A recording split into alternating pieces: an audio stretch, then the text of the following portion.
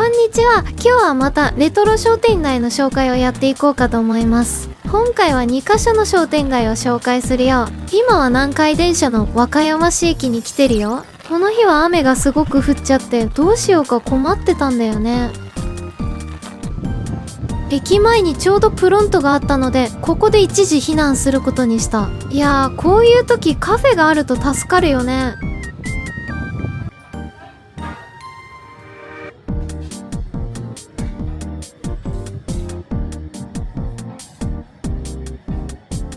まだ朝方だったので朝食メニューを頼んでみた。トーストに卵とサラダもついててなかなかいい感じ。雨が止んできたみたいなのでそろそろレトロ商店街に向かいます。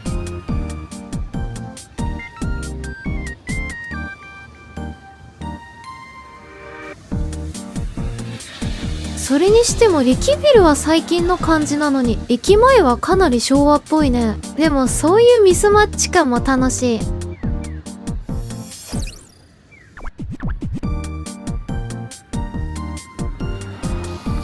この辺りがブラクリ町って呼ばれる商店街らしいけど、実は6つくらいの商店街が集まってるらしいよ。ここはその一つの北ブラクリ町という商店街。立派なアーケードがあるね。でも人がほとんどいないみたい。ちょっと寂しい感じ。ブラクリ町って昔は歩けば互いの肩がぶつかるぐらいにごった返してたんだって。もともとは和歌山城の城下町として栄えた町で、昭和初期から1970年ぐらいまでは大阪の難波くらいの繁華街だったらしい。ここはうどんの大田マンってうどん屋さん。店構えが本当にレトロだ。もともとはゴム製品の会社だったらしいけど、ビルをそのまま活かしてうどん屋さんとしてオープンしたんだって。これはボンカレーのパロディかな。賃貸ってなんだろう。ここからは店構えがレトロのお店を見ていくよ。このお店は看板のフォントがレトロな感じだな。このお店は2階部分がかなり古そう。ここはタイル張りでお店のフォントも凝ってて面白い。イラーだってなんかホラー映画のタイトルみたい。文字が踊ってるね。見てて楽しくなる感じ。こっちは文字が飛び出してるよ。凝ってるね。今日はたまたま商店街のお店があまり開いてないのか、それともいつもこんな感じなのかな。お店もあまりやってないし人もあまりいないのでちょっと寂しいよね。ここが商店街の一番端っこ。結構長い商店街だな。まだブラクリ町、中ブラクリ町、東ブラクリ町ってあるんだけど、あとはダイジェストでお店紹介するね。ここは比較的今風の定食屋さんって感じかな。店構えが美味しそうな気がする。これ何のお店なの？シェアオフィス、ペットホテル、お漬物、よくわからん。この帽子屋さんのフォントもかなり古い感じだよ。昭和初期って感じだ。こういう形のお店も昔よくあったのかな？たまに見かける気がする。なんかここだけ自然がいっぱいの喫茶店。スマートボールのお店って珍しいよね。字体がなんか昔っぽい。クポイトってこれは毛糸のお店みたいだね。ここは昔からやってそうな果物屋さんだ。ということでブラクリ町の紹介はこれで終わって次のとこ行きます。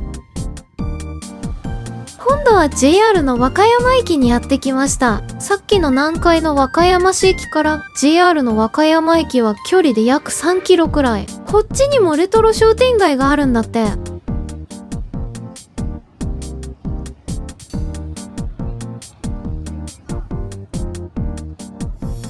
駅前すぐのところに商店街の入り口ゲートがあるよ。磯野商店街っていう商店街、なんか入り口のアーチは結構新しそう。じゃあ早速この商店街を見ていくよ。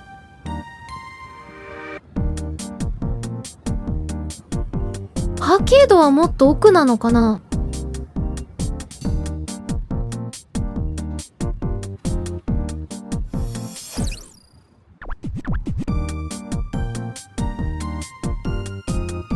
ここがアーケードになってるね。確かにレトロな感じがする。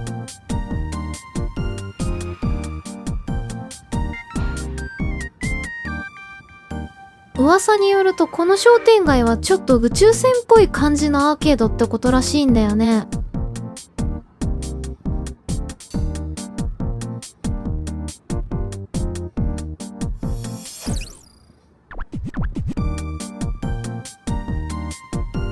これのことだね。宇宙船って確かにちょっと SF 映画に出てきそうなデザインかも。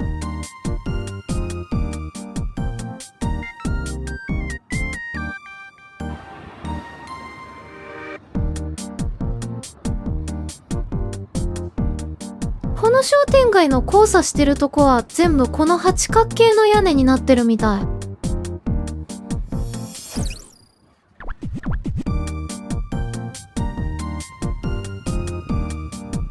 こっちにも八角形の屋根がある。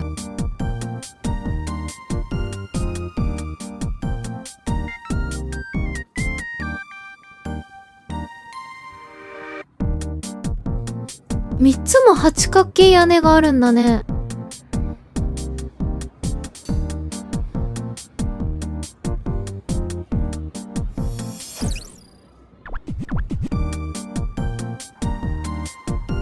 ここからはちょっと気になったお店を見ていくよ。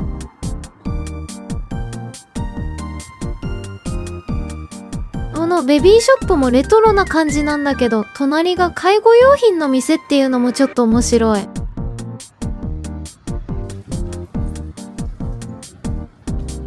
この喫茶パラダイスはすごい存在感あるよね。やってないけど入ってみたかった。この2階のビリヤード店、老舗って感じだよね。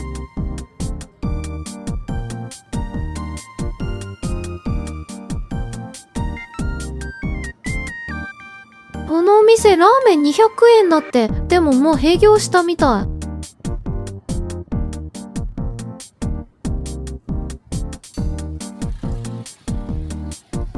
すごい落書きだね。これお店の人が書いたんじゃないよね。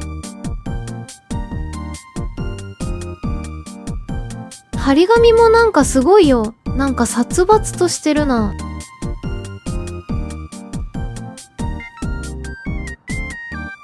この看板は何だろう。さっぱりわからない。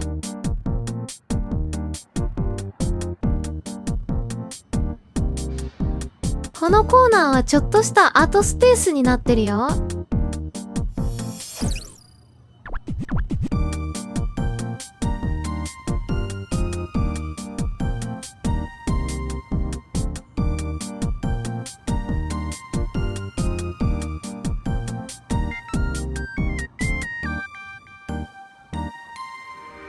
ということで、みその商店街の紹介でした。和歌山のレトロ商店街もなかなか味のある商店街だったね。では、また次回もお楽しみに。見てくれてありがとうございます。